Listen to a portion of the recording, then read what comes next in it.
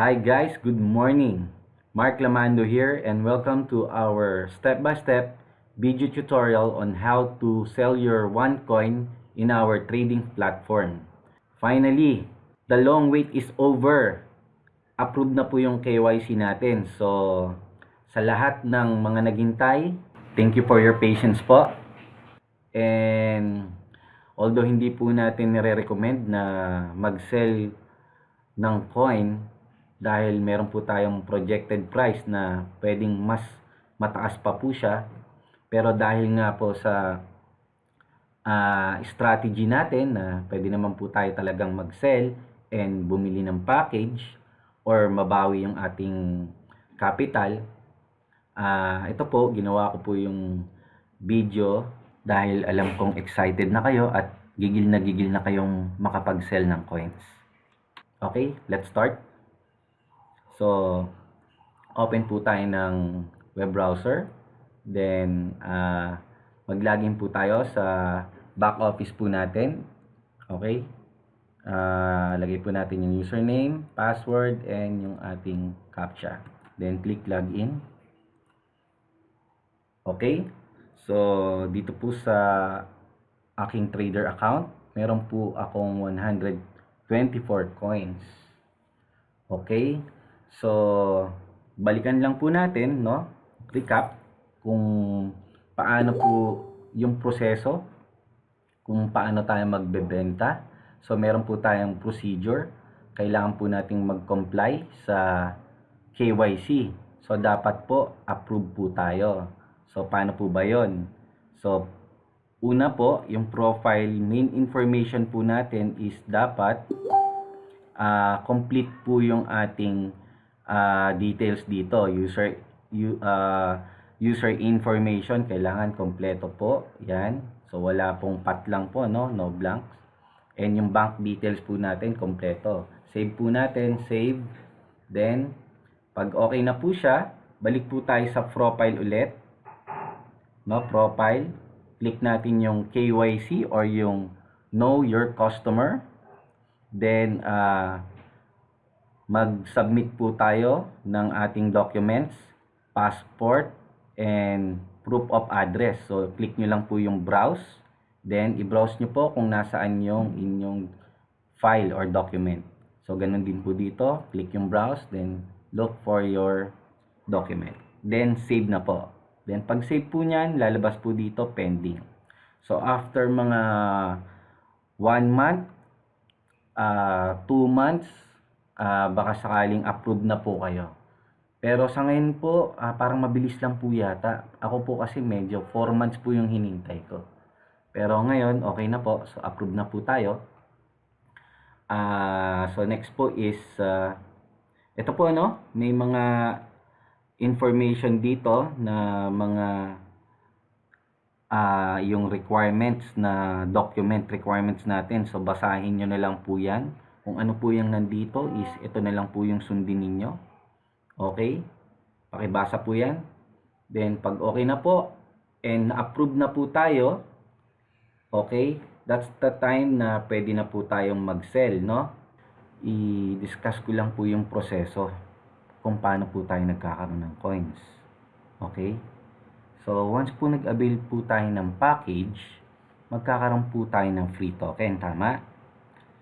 So, after 2 to 3 months, magkakaroon po ng split. So, pag nag-split na po, yun po yung time na i-mining or dadalhin po natin yung tokens natin sa mining. So, nasa process na po siya ng pagmamining para maging coins. Okay? So, once na maging coin siya,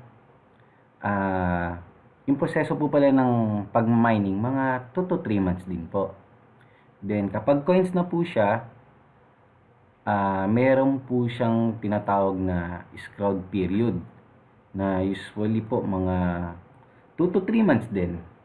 Okay? Bago ka makapag-sell ng coins. So, andito po yung escrow period na yan. So, check nyo na lang po. Every time na magkakaroon po kayo ng mga coins, meron pong mga date yan kung kailan nyo po siya pwedeng i-sell. Okay? So, punta na po tayo sa pagse-sell ng coin. So, click exchange. Okay, then click trading. Okay. So, kanina po, na-try ko na po mag-sell ng 1 coin. So, andito na po siya. May pending order na po ako. Andito po yung record, no, sa transaction. Okay. So, yan po ang limit ko. So, isa lang pong coin yung nabenta ko. Okay. Makikita nyo po dito, meron po tayong tinatawag na selling limit. So, ang selling limit po ng trader and starter is 12 euro. Tapos, sa pro trader naman and executive trader is 36 euro. Sa tycoon is 60 euro and sa premium is 120 euro. Okay, so kung magsasell na po tayo, click lang po natin yung red box na to or yung ask para mag-sell. Okay, click sell. And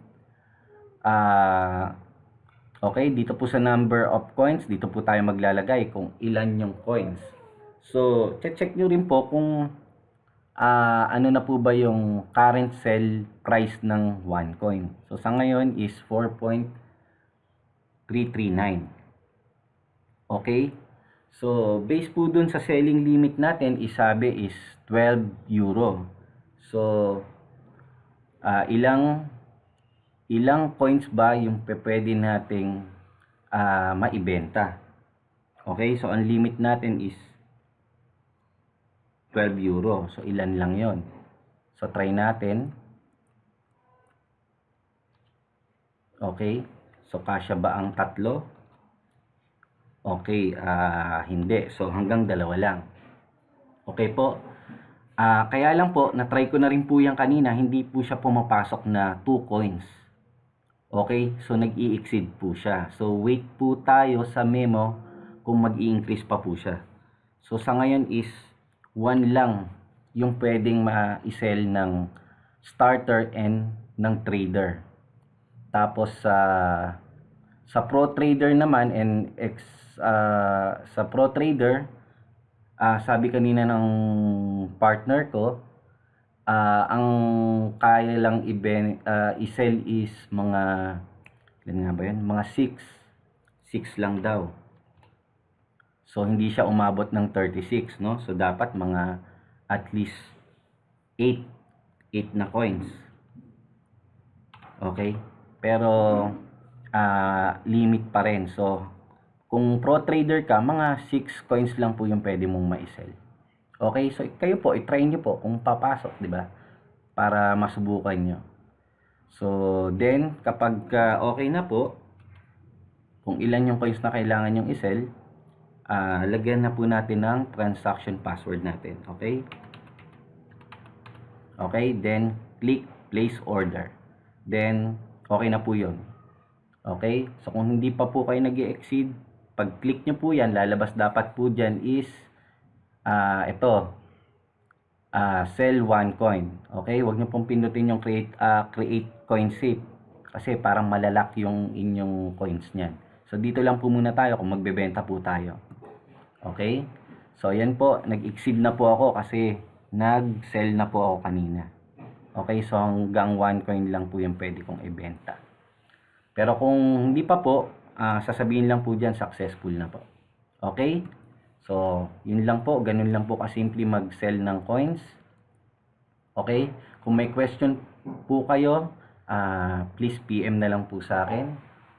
Or PM po kayo sa comment box sa baba po. Okay?